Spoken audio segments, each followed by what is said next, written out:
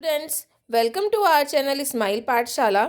आज हम आपके लिए इस वीडियो में कक्षा 5 की हिंदी डेस्क वर्क का, जो कि संजीव डेस्क वर्क है हिंदी विषय की, उसका नमूना प्रश्न पत्र मॉडल टेस्ट पेपर 2 लेकर के आए हैं अभ्यास के लिए। इनसे आपको ये सहायता मिलेगी कि बोर्ड परीक्षा में किस प्रकार से पेपर आ सकता है। तो देखिए, वही समय अवधि 2.5 घंटे की है। 80 नंबर का आपका पेपर आएगा। परीक्षार्थियों के लिए पहले सामान्य निर्देश दिए जाएंगे। जो पहला भाग होगा उसका अंक भार 22 नंबर का होगा। गद्य पाठ से आएगा ये। तो देखिए, पहला प्रश्न है, अमृता देवी किस समुदाय से संबंधित थी? बिश्नोई समुदाय से। सही उत्तर लिख देंगे कोष्टक में। श्री राम के गुरु का क्या नाम था? वशिष्ठ। ब उत्तर लिखेंगे कोष्टक में। दोनों एक दूसरे के नजरिए को समझने की कोशिश कर रहे हैं। रेखांकित शब्द का अर्थ है, तो नजरिया है रेखांकन के ऊपर। तो देखिए, नजरिए का अर्थ होता है दृष्टिकोण। द लिख देंगे कोष्टक में। अगला है, मैंने जो परंपराएं सीखी हैं मैं उनके गीत गाता हूँ। रेखांकित शब्द का वाक्य में प्रयोग किस अर्थ में हुआ है? तो परंपराएं का मतलब होता है रीति रिवाज। तो हम अ लिख देंगे उत्तर में। अगला है, जाहर पीर के नाम से किस लोक देवता को जाना जाता है? गोगा जी को जाना जाता है। उत्तर में द लिख देंगे। अगला प्रश्न है, गांव या शहर में मेलों का आयोजन क्यों किया जाता है? उत्तर है, यह लोगों को एक साथ लाता है, सभी को सांस्कृतिक गतिविधियों का प्रदर्शन करता है और स्थानीय व्यापारियों के लिए अच्छे व्यापार का प्रदर्शन करता है। अगला प्रश्न है, क्या आपको लगता है कि छोटे बच्चे भी बड़े बदलाव ला सकते हैं? कैसे? राजस्थान के बालवीर पाठ के आधार पर बताइए। यह 3 मार्क्स का प्रश्न है। उत्तर है हाँ, निश्चित रूप से छोटे बच्चे भी बड़े बदलाव ला सकते हैं। सुशीला की तरह छोटे बच्चे अपने अटल इरादे, मेहनत, लगन एवं आत्मविश्वास से सकारात्मक बदलाव ला सकते हैं। अगला प्रश्न है, रामकृष्ण परमहंस और स्वामी विवेकानंद से प्रेरित सुभाष चंद्र बोस ने क्या किया? उत्तर होगा, रामकृष्ण परमहंस और स्वामी विवेकानंद से प्रेरित होकर सुभाष चंद्र बोस ने अंग्रेजी सरकार की दी नौकरी को ठुकराकर देश की सेवा का व्रत लिया और स्वतंत्रता आंदोलन में सक्रिय भूमिका निभाई। अगला प्रश्न है, निम्नलिखित गद्यांश को ध्यानपूर्वक पढ़कर नीचे दिए गए प्रश्नों के उत्तर लिखिए। देखिए, गद्यांश है, आप सही कह रहे हैं। गुनगुन को केवल व्हील चेयर पर बैठने और उतरने में मदद करनी पड़ती है, इसके अलावा और कहीं ज़रूरत नहीं पड़ती। गुनगुन बाकी सभी काम खुद से कर लेती है। वह अपनी कक्षा में पढ़ने में बेहतर है, अपनी बात ठीक से कहती है, उसका व्यवहार भी अच्छा है, उसके पास इतनी खूबियाँ हैं और आप किसी बात की चिंता मत करो। बच्चे कह रहे हैं कि वे सभी गुनगुन का ध्यान रखेंगे, फिर किस बात की चिंता। इसमें पहला प्रश्न है, गुनगुन किसकी सहायता से चलती है?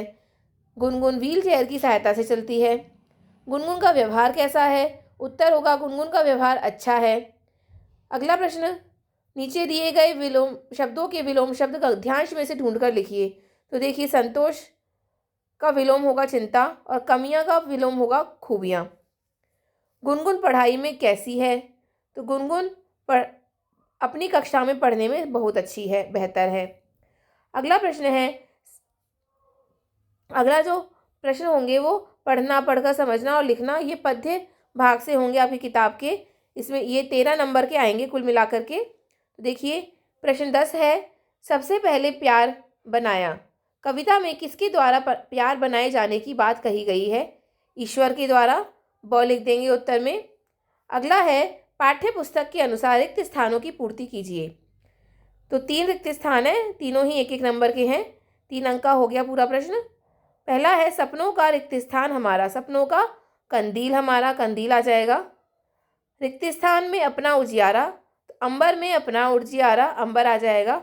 ऊंचा और रिक्त स्थान दे कोई, तो ऊंचा और खींच दे कोई, खींच आ जाएगा। अगला प्रश्न है, निम्नलिखित शब्दों को उनके समानार्थी शब्दों से मिलाइए। खंड ए और खंड ब, इनके हमें समानार्थी शब्द को आपस में मिलाना है। तो देखिए, पग, पग का मतलब पैर, पैर से मिला देंगे। पण को लेकिन से मिला देंगे। और मेघ को वर्षा से मिला देंगे। अगला प्रश्न है, निम्नलिखित शब्दों को उनके विलोम शब्दों से मिलाइए। तो दोनों खंडों में एक दूसरे के विलोम शब्द हैं।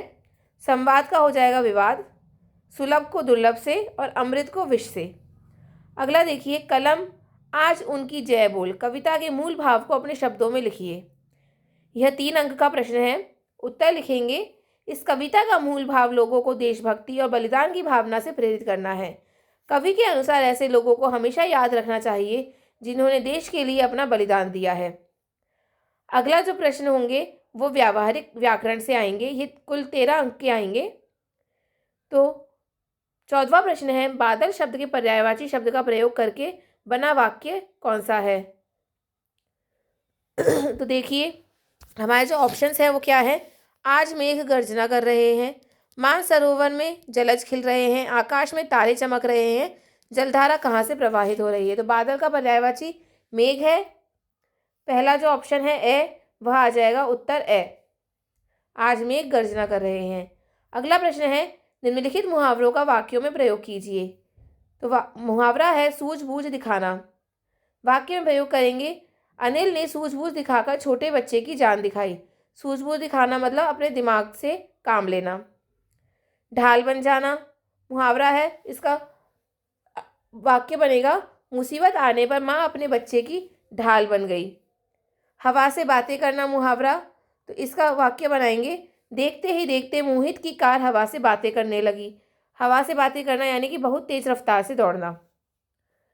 अगला प्रश्न है, निम्नलिखित क्रिया शब्दों का वाक्यों में प्रयोग कीजिए। तो खेलना क्रिया शब्द है, इसका वाक्य में प्रयोग करेंगे, हमें प्रतिदिन 1 घंटे कम से कम खेलना चाहिए। जाना, तो जाना का वाक्य में प्रयोग करेंगे, बच्चे विद्यालय जा रहे हैं। हंसना प्रयोग करेंगे, बबलू जोकर की हरकत देखकर हंसने लगा। निम्नलिखित शब्दों के लिंग बदलकर नए शब्द बनाइए। नौकरानी का नौकर, हाथी का हथिनी। अगला प्रश्न है, निम्नलिखित सर्वनाम शब्दों का प्रयोग कर नए वाक्य बनाइए। सर्वनाम शब्द है कहाँ, इसका वाक्य बनाएंगे, आप कहाँ जा रहे हो? प्रश्नवाचक चिन्ह। वे से बनाएंगे, वे साथ साथ खेलते हैं, या वे साथ साथ पढ़ते हैं। ठीक है। अगला है, नीचे दिए गए विशेषण का प्रयोग कर नए वाक्य बनाइए। सच्चे, तो सैनिक सच्चे देशभक्त हैं। सामाजिक का वाक्य बनाएंगे, मनुष्य एक सामाजिक प्राणी है। अगला जो भाग है आपके प्रश्न पत्र का, वह सृजनात्मक अभिव्यक्ति से आता है। यह कुल 24 अंक का भार है, अंक भार होगा इसका, कुल 24 अंकों का आएगा। तो इसमें पहला प्रश्न है, निम्नलिखित वर्ग पहेली में वर्णित अक्षरों की सहायता से पूछे गए प्रश्नों के उत्तर दीजिए। देखिए, वर्ग पहेली ये दी हुई है। प्रश्न है, जल में खिलने वाला फूल। जल में खिलने वाला फूल कमल होता है।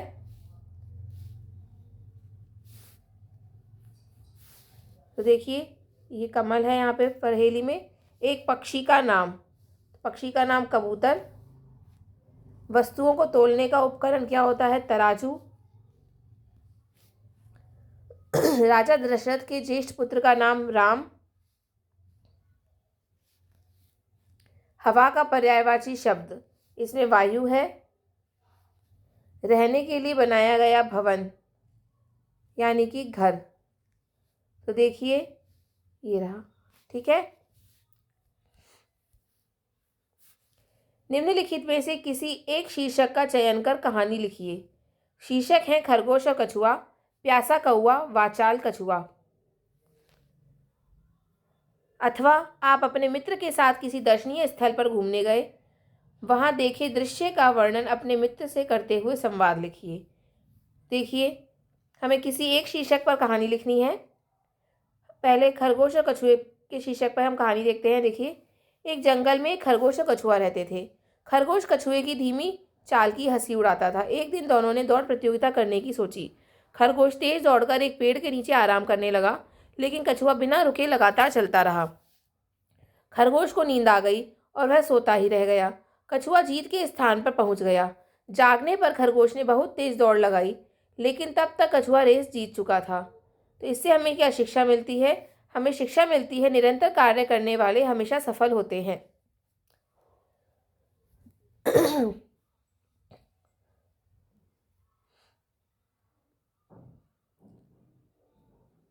यह एक जो शीर्षक है, किसी भी एक शीर्षक पे हम कहानी लिखेंगे, वह 6 अंक की होगी। अथवा आप कहानी नहीं लिख करके आप ये संवाद भी लिख सकते हैं। ठीक है।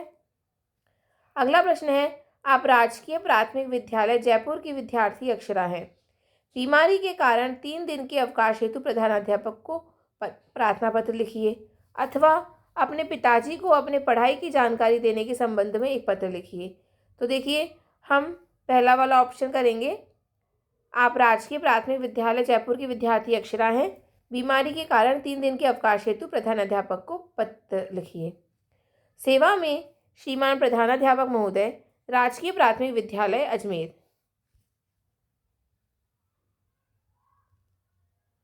देखिए, अजमेर गलत लिखा है इसने, हमें इसमें उदयपुर दिया हुआ है, हम उदयपुर ही लिखेंगे। सेवा में श्रीमान प्रधानाध्यापक महोदय, राजकीय प्राथमिक विद्यालय उदयपुर, यहाँ हम उदयपुर लिखेंगे। ठीक है। फिर विषय लिखेंगे, बीमार होने के कारण 3 दिन की आवश्यक अवकाश हेतु। महोदय, नम्र निवेदन है कि मुझे कल से तेज बुखार तथा खांसी हो गई है। डॉक्टर ने 3 दिन तक आराम करने को कहा है, अतः आपसे निवेदन है कि मुझे 3 दिन का अवकाश प्रदान करने की कृपा करें। धन्यवाद। आपकी आज्ञाकारिणी शिष्या।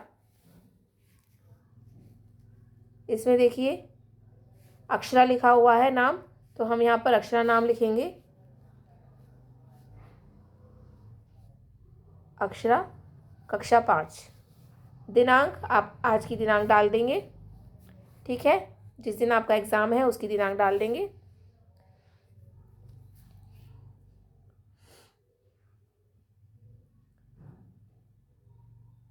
और देखिए, ये जो प्रार्थना पत्र का जो फॉर्मेट होता है वह इस प्रकार से होता है। ये सभी चीज़ें सेवा में, फिर इसके जस्ट नीचे यहीं से एक सीधी लाइन में शुरू होती हैं सारी चीज़ें, ऐसे अलग अलग नहीं होती हैं।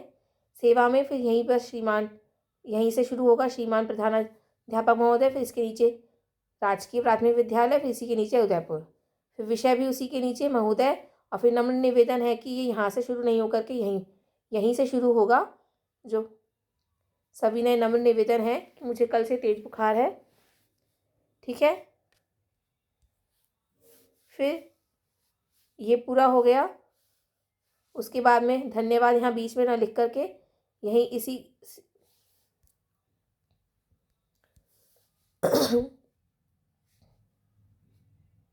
इसी बिल्कुल सीधी लाइन में यहाँ पर धन्यवाद यहाँ से शुरू करेंगे। इसके नीचे आपकी आज्ञाकारी शिष्या नहीं होता, आज्ञाकारी शिष्य होता है। जब लड़की का नाम लिखना हो तो आज्ञाकारिणी लिखते हैं,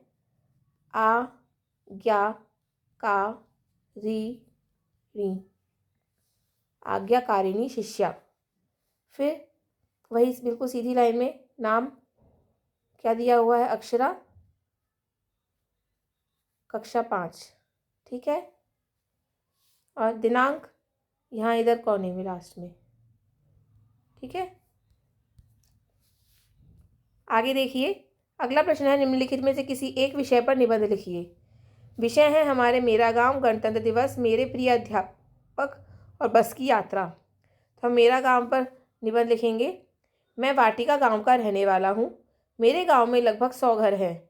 मेरे गांव में सभी पक्के घर हैं एवं बिजली की व्यवस्था है। पीने का पानी टंकी से आता है। मेरे गांव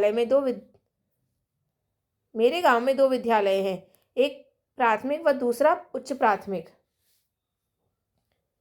यहाँ आएगा गांव, मेरे गांव में 2 विद्यालय हैं। ठीक है, एक प्राथमिक व दूसरा उच्च प्राथमिक। मेरे गांव के अधिकतर लोग किसान हैं। मेरे गांव में एक छोटा सा बाजार है। मेरे गांव हरियाली से भरपूर है। यहाँ का जीवन बहुत खुशहाल है। ठीक है। आगे देखिए, परिवेशीय सजगता से प्रश्न आएंगे। 8 अंक के होंगे प्रश्न। अपने विद्यालय को स्वच्छ एवं आकर्षक बनाने के लिए आप क्या क्या प्रयास करेंगे? अपने विद्यालय को स्वच्छ एवं आकर्षक बनाने के लिए निम्नलिखित कार्य करेंगे। कूड़ा करकट कागज आदि कचरे पात्र में डालेंगे। विद्यालय की सफाई, शौचालय व मूत्रालय की सफाई का विशेष ध्यान रखेंगे। विद्यालय की दीवारों को अनावश्यक खराब नहीं करेंगे। कक्ष की दीवारों पर महापुरुषों के चित्र, पढ़ाई संबंधी चार्ट, अनमोल वचन लिखकर सजाएंगे एवं फर्नीचर को खराब का रखरखाव अच्छे से करेंगे। अगला है, सड़कों के किनारों पर सुरक्षित यातायात से संबंधित लिखे हुए कोई 4 वाक्य लिखिए। देखिए, सड़कों के किनारों पर सुरक्षित यातायात से संबंधित लिखे हुए जो वाक्य होते हैं उनमें से 4 वाक्य हमें लिखने हैं। पहला, यातायात के नियमों का पालन करें। हेलमेट का प्रयोग करें। दूसरा, तीसरा, नशा करके वाहन न चलाएं। चौथा, दुर्घटना से देर भली। ठीक है, इसी के साथ हमने संजीव डेस्क वर्क का कक्षा 5 के लिए हिंदी विषय का दूसरा मॉडल पेपर देखा, नमूना प्रश्न पत्र। आशा है कि आपको वीडियो अच्छा लगा होगा। आगे के टेस्ट पेपर्स के लिए और दूसरे सब्जेक्ट्स के टेस्ट पेपर्स के लिए, मॉडल टेस्ट पेपर्स के लिए हमारे चैनल से जुड़े रहिए। हमारे चैनल को लाइक कीजिए, शेयर कीजिए, सब्सक्राइब कीजिए। धन्यवाद।